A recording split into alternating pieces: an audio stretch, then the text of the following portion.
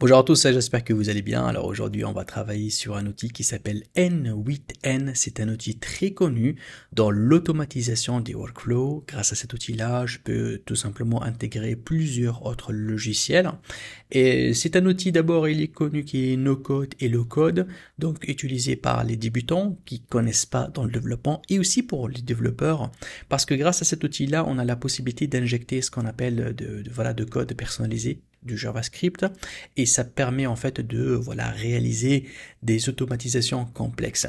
Alors juste une petite comparaison avec Make. Make aussi c'est un outil qui est no code, qui est très connu, user friendly, très facile à utiliser, très recommandé pour les débutants.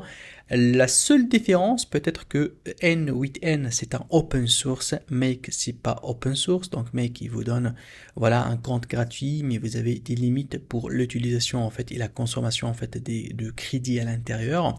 Et Make, toute sa solution elle est hébergée en cloud, donc quelque part la différence avec N8N, là j'ai la possibilité d'héberger en fait mon travail et mes données ailleurs, à l'extérieur de N8N, ou je peux aussi l'héberger à l'intérieur si je veux vraiment avoir des solutions payantes. Mais déjà, le compte gratuit va vous permettre de créer votre premier scénario, votre premier workflow. On va essayer de tester ensemble un workflow simple, celui de créer un agent AI grâce à un système très sophistiqué. Je vais vous montrer étape par étape comment le faire. Et pour commencer, c'est simple, on a besoin juste de cliquer ici pour créer un compte gratuit pour avoir et se connecter directement sur l'interface de N8N. Alors avant de continuer la vidéo sur YouTube, je voulais me présenter pour ceux qui ne me connaissent pas. Donc je suis Dr Fieras, je suis docteur en intelligence artificielle et aujourd'hui je suis formateur populaire sur la plateforme Udemy. Donc sur Udemy, je crée des formations dans plusieurs catégories. Il y en a ceux dans l'intelligence artificielle et d'autres dans le marketing digital. Et aujourd'hui, je suis fier d'être un formateur en fait qui est populaire dans cette plateforme-là. Vous allez trouver que j'en ai à peu près plus que 50 000 personnes qui ont acheté mes formations, dont 6744 avis positifs. Donc la plupart des formations, ils ont le badge meilleure vente. Et aujourd'hui, pour remercier en fait mes abonnés sur YouTube, j'ai regroupé toutes ces formations-là dans un seul lien, là où vous pouvez accéder pour avoir accès à toutes ces formations-là. Je vais vous laisser le lien de ces cours-là aussi avec donc un code spécial pour ma communauté sur YouTube. Et si vous n'êtes pas encore abonné, je vous invite à vous abonner en fait à ma chaîne. Je publie pratiquement tous les jours en fait des tutos gratuits sur YouTube sur l'intelligence artificielle, le marketing digital. Alors je vous dis merci beaucoup et bonne formation. Et voilà, donc là, je suis dans mon interface et là, ça m'intéresse en fait cette partie-là pour créer en fait mon premier workflow. Donc là, je vais sélectionner Start from Scratch et là, je vais cliquer pour créer le premier workflow. Alors, vous allez voir que là, ici, la première étape pour nous, on va essayer juste de faire une étape de chat. Ça veut dire on va se connecter avec l'agent AI avec le chat. Ça veut dire je vais envoyer un message et lui il va répondre à ce message là. Alors l'agent AI quelque part c'est comme si on va créer un assistant et que cet assistant là il va exécuter des tâches pour moi. Alors imaginez que cet assistant là, nous on va le créer, ça veut dire on va lui donner un cerveau pour qu'il puisse réfléchir, on va lui donner des instructions, on va lui expliquer sa mission exactement grâce à des instructions. Donc là ici vous allez voir qu'il y a chat trigger. Là c'est pour dire le déclencheur. Donc là c'est le chat, c'est lui qui va déclencher cet agent. Donc je le sélectionne. Donc là ici, donc je peux tout simplement ici faire des paramétrages avancés au niveau donc de ce chat là, mais on va prendre juste un chat très simple. Donc on va cliquer pour le tester. Voici donc là c'est mon chat. Bien évidemment le chat, je peux tout simplement ici écrire un petit message, mais si je crée un message, il n'y a rien en exécution. Donc là on a besoin de faire appel à ce cerveau là, à cet agent AI. Donc du coup je vais appuyer ici sur ce plus là.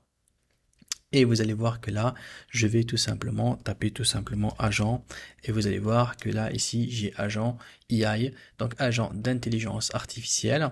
Donc là, il me demande en fait de faire des paramètres. Donc si je veux faire de paramétrage à cet agent-là, Du coup, au niveau agent, c'est un agent Tools, donc on va laisser ça. Ouais, bien évidemment, il est connecté à mon chat de déclencheur. Là, c'est le prompt en fait de départ, je le laisse comme il est, parce que c'est un chat en fait qui, par défaut, moi ce qui m'intéresse, c'est de faire des messages système. Donc là, je vais sélectionner un message système. Et par défaut, lui, il est donc prêt sur ce message-là. You are a helpful assistant. Donc là, ici, lui, sa mission, ça va être un assistant qui va m'aider à exécuter. Bien évidemment, je peux changer donc cette instruction-là, mais pour l'instant, je vais la laisser, voilà, par défaut, une instruction pareille. Donc du coup, là, j'ai mon système. Je peux bien évidemment ajouter un chat modèle, une mémoire et d'autres outils, comme je peux tout simplement là cliquer pour lancer en fait mon agent. Donc comme vous le voyez là ici, donc j'ai le chat qui va déclencher et là j'ai cet assistant. Alors cet assistant là, c'est comme si donc c'est un cerveau qui est vide et du coup il a besoin de quoi? Il a besoin que je lui donne une certaine intelligence, c'est un modèle en fait d'intelligence artificielle pour qu'il puisse tourner, pour qu'il puisse on va dire réfléchir. Et c'est pour cela, ça c'est la partie en fait qui me permet de mettre en place ce système-là et ce modèle-là.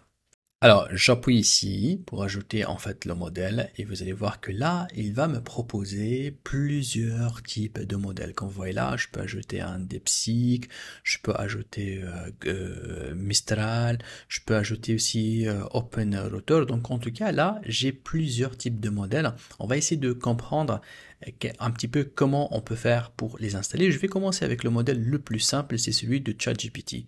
C'est-à-dire là, si je lui dis, écoutez, je veux que tu te connectes avec l'API de ChatGPT pour que vous puissiez travailler et réfléchir. Ça, c'est un petit peu voilà, le plus connu, le plus utilisé parce que côté coût, en fait, c'est le plus modéré. Alors là, pour faire la connexion, j'aurais besoin de cliquer ici sur Create a New Credential. Donc là, lorsque je clique, il va me demander en fait d'ajouter ce qu'on appelle une clé API pour qu'il puisse tourner. Donc ça va être une clé, on va dire, secrète. Cette clé-là, c'est elle qui va permettre en fait mon système à tourner, à réfléchir. Alors, comment je peux récupérer une clé tout simplement de ChatGPT ici? Alors, on aura besoin en fait d'accéder au site, à la plateforme de OpenAI pour faire la création de cette clé. Et voilà, donc là, je tape tout simplement OpenAI dans Google et vous allez trouver que là, il me donne en fait l'accès à cette plateforme-là. Donc je vais rentrer tout simplement dans cette page-là pour accéder à ma plateforme. Alors bien évidemment, il fallait avoir un compte. Donc vous pouvez vous connecter tout simplement avec votre compte de ChatGPT pour pouvoir y accéder. Donc si vous avez un compte, vous allez cliquer sur Login. Sinon, vous pouvez cliquer pour créer un nouveau compte tout simplement. Alors, une fois que je suis connecté avec mon compte, vous allez voir que là, il y a un petit bouton qui s'appelle Dashboard. Là, il va me ramener vers l'interface de gestion. Donc, j'actualise si ça s'ouvre pas, voilà. Donc là, je suis dans mon interface et dans cette interface-là, vous allez voir qu'il y a ici une petite option qui s'appelle API Keys. Donc là où je peux créer mes clés. Donc là, je clique et vous allez voir que là, je peux créer voilà donc plusieurs clés. Donc je clique ici et là, je peux cliquer pour créer donc ma clé. Alors là, on va faire juste une clé de test. Hein, on va juste la créer pour voilà pour faire tourner cette vidéo là, mais bien évidemment pour vous lorsque vous créez votre clé, il fallait vraiment la sauvegarder dans un endroit sécurisé parce que la clé en fait elle va consommer en fait ce qu'on appelle des tokens et ces tokens là ils sont payantes. Ça veut dire que toi tu dois payer après donc ChatGPT ou bien OpenAI pour la consommation de vos tokens. Donc là je vais l'appeler tout simplement test N8N. Voilà, on va l'appeler N8N. Et après, donc là, je vais cliquer sur créer ma clé secrète. Donc là, lorsque je clique, vous allez voir qu'elle vient de me créer une clé. Donc c'est une clé qu'on va la créer juste là, et après on va la supprimer. Donc on va copier, on va faire down. Bien évidemment, vous avez la possibilité de suivre votre consommation dans l'usage, et aussi donc de pouvoir bien évidemment faire donc la connexion de votre carte crédit avec donc ce ChatGPT là, avec cette OpenAI. Alors bien évidemment, le prix de token aujourd'hui, celle de OpenAI, si je vais prendre par exemple le O3 mini, c'est, on va dire, c'est le moins cher du marché. Hein, donc il y en a ceux qui sont encore beaucoup moins chers, mais celui-là c'est le plus modéré, le plus efficace. Alors là, je vais revenir sur mon workflow Et là, je vais tout simplement copier cette clé-là. Comme vous le voyez, elle se copie d'une manière donc cryptée ici. Et une fois qu'elle est donc installée, je vais cliquer ici sur Save. Alors là, j'ai donc la possibilité, comme vous le voyez là, de sélectionner le modèle. Donc par défaut, il est sur le 4O mini. C'est un petit peu le modèle en côté rapport qualité-prix, c'est le meilleur aujourd'hui. Malheureusement, là ici, on n'a pas le O3. Mais on a le 4.5. Alors le 4.5, celui-là, c'est le voilà, c'est le tout dernier en fait modèle. C'est vrai qu'il est puissant, mais attention, il coûte très cher. Donc du coup, on préfère rester sur donc le 4O donc mini. Il y en a donc le O1, mais le O3 n'est pas encore donc affiché ici. Donc c'est pour cela qu'on peut rester sur le 4O. Vous pouvez même prendre le 4O mini. Hein. Donc là, vous avez voilà donc le choix de sélectionner en fait le modèle qui vous intéresse, avec lequel qu'on va faire tourner notre intelligence artificielle. Il y a la possibilité d'ajouter en fait des options au niveau de la voilà de la configuration avancée de ce modèle-là. Mais jusqu'ici en fait notre modèle il est prêt à être déployé. Ça veut dire que là ici le système il a la possibilité de faire voilà l'utilisation, et il va profiter du modèle OpenAI et surtout le modèle GPT-4o mini. Donc je peux lui donner un autre nom si je veux, mais là ici donc mon modèle il est bien installé. Je peux commencer à le tester. Donc là ici j'ai tout simplement ce modèle. Alors vous avez plusieurs possibilités. Donc il y a la possibilité voilà de continuer avec OpenAI, comme vous pouvez bien évidemment sélectionner d'autres modèles. Alors, il y a aussi la possibilité d'ajouter ici d'autres modèles. Je peux utiliser le modèle Claude, donc de la société Anthropic. Donc là, si je sélectionne celle-là, donc là, je peux choisir les modèles. Mais attention, au niveau de modèle, on n'a pas le tout dernier modèle 3.7. Bon, on espère qu'ils vont être ajoutés très rapidement. Mais jusqu'aujourd'hui, il n'y a que le modèle 3 et 3.5 sont nets. Il est puissant, mais bien évidemment, celui de 3.7 qui a été déjà donc lancé, c'est beaucoup plus fort au niveau de codage de programmation, mais ça coûte trop cher. Là, pour avoir juste une idée, hein, entre les prix entre 3.5 et les prix entre de 3.7, hein, on trouve que vraiment il est x5. La même chose au niveau de l'output, ça coûte beaucoup plus cher. On monte de 4 dollars jusqu'à 15 dollars pour 1 million de tokens. Donc ça, c'est vrai que c'est très intéressant, mais ça reste trop cher. Donc vous avez la possibilité, bien évidemment, de créer, d'aller sur le site Anthropic, le site officiel, d'aller ici dans Cloud, et vous allez trouver qu'il y a toute une option qui s'appelle API. Lorsque vous allez cliquer sur Start Building, donc là, il va vous ramener dans l'interface tout simplement. Là, vous pouvez créer votre clé facilement. Donc là, vous cliquez pour créer une clé. Donc par exemple, moi, j'ai créé une clé ici pour N8N. Et cette clé-là, il fallait tout simplement venir sur votre workflow et vous allez tout simplement cliquer ici pour l'ajouter. Donc voilà, d'une manière simple, c'est là où vous ajoutez votre clé. Mais Cloud aujourd'hui, ça coûte trop cher, et travailler avec une version ancienne, ça peut parfois vous faire perdre énormément en fait de capacité. Mais quand même, ça c'est un petit peu pour la version en fait Cloud, qui est une version qui est assez connue sur le marché. Alors, il y a aussi la possibilité d'ajouter donc le modèle donc DeepSeek. Si je vais aller ici à chercher, voilà, donc ça c'est le modèle donc DeepSeek. Mais là, attention, lorsque j'ajoute en fait l'API de DeepSeek aujourd'hui, c'est vrai que c'est l'intelligence la plus connue au niveau de développement, surtout avec le modèle R1 qui est très poussé au niveau de reasoning, et ça peut vraiment très bien aider. Mais aujourd'hui, au niveau de l'API DeepSeek, au moment de l'enregistrement de cette vidéo là, ça peut changer bien évidemment, que les ventes en fait de soldes, elle est parfois bloquée.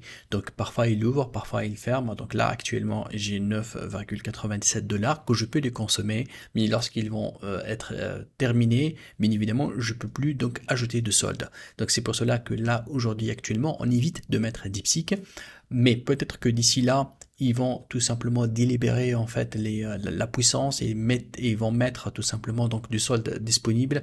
À ce moment-là, ça va être beaucoup intéressant de travailler avec DeepSeek, parce qu'au niveau de codage, au niveau aussi de la réflexion et de raisonnement, il reste toujours parmi les systèmes les plus puissants. Donc avoir un cerveau de DeepSeek ici dans votre agent, ça va être vraiment quelque chose de très important, et ça va donner une force à votre agent AI. Ok, alors je termine avec la toute dernière option pour les modèles parce que grâce au modèle, on peut vraiment fonctionner, on peut vraiment avoir un cerveau à notre agent. Donc c'est très important que je vous montre toutes les possibilités. Alors là, il y a la possibilité de cliquer ici. Bon, comme vous le voyez, il y a énormément de modèles que je peux les ajouter. Mais il y a celui-là qui s'appelle Open Router Chat Model. Alors c'est quoi ça? Lorsque j'entre sur le site internet openrouter.ai, ici je peux créer tout simplement un compte gratuit et vous allez voir que là il va me proposer pratiquement tous les modèles. Donc on trouve le modèle de Alibaba Queen, on peut trouver le DeepSeek, on peut trouver Google, Gemini, Claude 3.7, ça veut dire on peut faire appel à ces modèles-là à partir de OpenRouter. Et même attention, si je vais taper ici free, vous allez voir qu'il peut même me proposer en fait des modèles gratuits. Ça veut dire que je peux donner un cerveau gratuit. C'est vrai, là pour tester, c'est très bien de les utiliser, pourquoi pas, mais pour aller très loin à faire des opérations d'entreprise, ça sera bien d'acheter en fait, de ne pas utiliser plutôt les modèles gratuits. Mais quand même, grâce à ça, je peux travailler avec des modèles gratuits. Je clique ici sur Keys, comme vous le voyez là ici, et vous allez voir que là, je peux tout simplement donc créer tout simplement ma clé. Donc là, déjà moi j'en ai créé une. Je peux cliquer pour créer une autre. Voilà, on va l'appeler test N8N. Et là, donc là, il va tout simplement me donner cette clé-là. Je vais la copier. Je vais donc cliquer ici pour tout simplement ajouter ma clé que je viens de la copier ici pour faire la connexion avec OpenRouter. Donc c'est très très simple. Là, je copie et je fais coller en fait de mon code et je fais save et voilà, c'est fait. Donc j'ai une connexion là tranquille. Donc cette connexion là, elle va me donner, regardez, accès à plusieurs modèles. C'est énorme, hein. Donc ça c'est très très intéressant. Et même si je viens ici, je tape free, vous allez voir que là, voilà, il va me donner en fait les modèles free. Et pour moi, en fait, voilà, je peux même utiliser le chat GPT à partir de cette interface-là. Donc, vous trouvez en fait plusieurs modèles. Et par la suite, je choisis voilà le modèle. Donc, je peux mettre un GPT par exemple comme ça. Et là, il va me donner en fait les modèles GPT qui sont disponibles à être utilisés, hein. Donc voilà, ça c'est une autre façon de faire parce que grâce à celui-là, il me donne en fait, voilà, si je fais Claude par exemple, il me donne aussi la possibilité de se connecter avec Claude. Voilà, par exemple, celui-là, il peut me donner la possibilité de travailler avec Claude de 3.7 Sonnet, et ça, c'est très intéressant. Grâce à OpenRouter, je peux aussi bien travailler avec DeepSeek, voilà, le R1. Il y en a le DeepSeek Free aussi, hein, mais c'est un peu lent, mais quand même, voilà, vous pouvez l'utiliser. Celui-là qui est payant, il est beaucoup plus rapide. Et bien évidemment, la même chose, hein, sur OpenRouter, là, vous devez bien évidemment charger en fait et faire l'approvisionnement en fait de votre donc acheter du crédit en fait à l'intérieur pour pouvoir utiliser en fait les API des modèles payantes. Et voilà, donc là-haut, c'est très simple. Vous allez aller ici et vous allez tout simplement les crédits. Et là, vous ajoutez votre carte bancaire et vous allez par exemple acheter 3, 4, 5 crédits. Une fois les crédits qui sont achetés, vous pouvez bien sûr consommer avec les modèles que vous avez. Donc là, on a donc montré comment je peux travailler avec OpenRouter et comment je peux travailler avec les modèles directement avec leur propre API. Ok, donc là, je vais choisir OpenAI donc comme modèle. Voilà, donc là ici, je l'ai connecté en fait avec mon API et c'est très intéressant donc là aussi de tester. Donc là, bien évidemment, regardez, lorsque je ferme cette fenêtre-là, j'ai aussi ici un petit bouton Open Chat. Donc je clique ici, je peux tout simplement lui poser une question juste pour voir si le flux donc circule correctement ou pas. Là, je vais lui dire Hello. Et voilà, donc là, les informations, elles sont en train de tourner. Il me donne tout simplement ici, voilà, donc la réponse. Donc l'humain, il lui a dit ici hello. Et là, il a répondu hello, how can I assist you today? Ok, donc là, ça explique quoi? Ça explique que donc le système, et là on voit l'information là, l'agent il a utilisé son donc intelligence artificielle et là il a eu la réponse, il a renvoyé la réponse. Donc, une fois que le système il est opérationnel, je peux passer à l'étape suivante. Et c'est quoi l'étape suivante?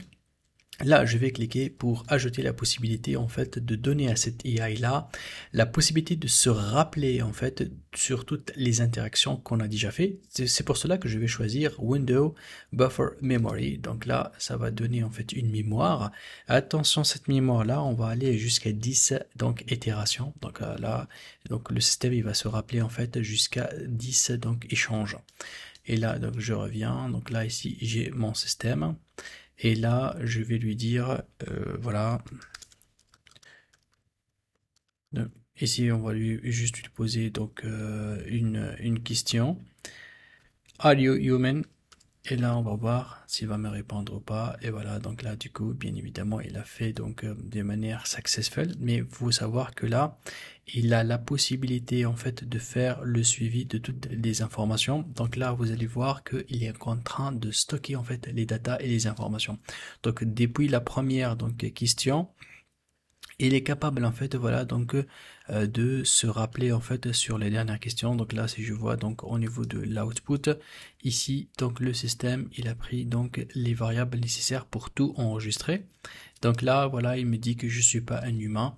Et ça, ce qui fait la force, en fait, de ce système-là. Donc là, du coup, c'est comme si un cerveau avec une mémoire. Et ça va me donner la possibilité. Donc voilà, donc là, j'ai les inputs et j'ai l'output. Et bien évidemment, au fur et à mesure que j'ajoute, en fait, et j'avance dans les discussions, il est capable, en fait, de se rappeler. Ok, donc là, on va ajouter ici dans Tool, on va ajouter un nouveau outil, là où je vais faire appel en fait à une boîte email qui est Gmail. Donc là, Gmail Tool, je vais tout simplement ici, vous allez voir qu'on va paramétrer ensemble une connexion à ma boîte email pour que je puisse envoyer un email. Par exemple, si je lui donne une question, si je lui demande de me préparer un email, il est capable en fait d'utiliser ma boîte email pour envoyer et recevoir donc les informations. Donc c'est simple ici, je commence à le connecter avec ma boîte email. Donc c'est une simple connexion comme vous le voyez. Donc là, voilà, vous allez vous connecter avec votre login et mot de passe. Une fois c'est fait, il va y avoir donc la possibilité d'avoir accès à votre boîte email. C'est mon cas à moi. Et là, donc, je lui dis, ok, tu vas essayer de faire les choses, en fait, les ressources et les opérations d'une manière automatique. La ressource, c'est des messages, parce que je peux travailler avec donc les brouillons et tout, mais moi je vais bosser directement sur les messages. Et son opération, c'est d'envoyer les emails. Et là, il y a une option très importante, donc tout ce qui est destinataire, tout ce qui est sujet, tout ce qui est le message en fait de mon email, je ne serai pas obligé ici de cliquer pour faire ce qu'on appelle l'ajout des variables d'une manière manuelle. Aujourd'hui, on a cette option-là. C'est une option là où je vais lui demander d'avoir l'intelligence de détecter la personne, les mails de la personne à envoyer. La même chose de détecter grâce à le modèle AI, donc le sujet de l'email à rédiger, et la même chose ici au niveau du message. Vous avez des options en fait si vous voulez faire une belle mise en forme. Donc vous laissez HTML. Si vous voulez avoir un texte brut, vous pouvez mettre juste texte. Il y a aussi la possibilité ici, comme vous le voyez dans le message, vous pouvez ajouter des restrictions. Par exemple là au niveau du message, je peux ajouter ici genre ma signature. Donc je peux lui dire voilà d'ajouter en bas donc par exemple thanks.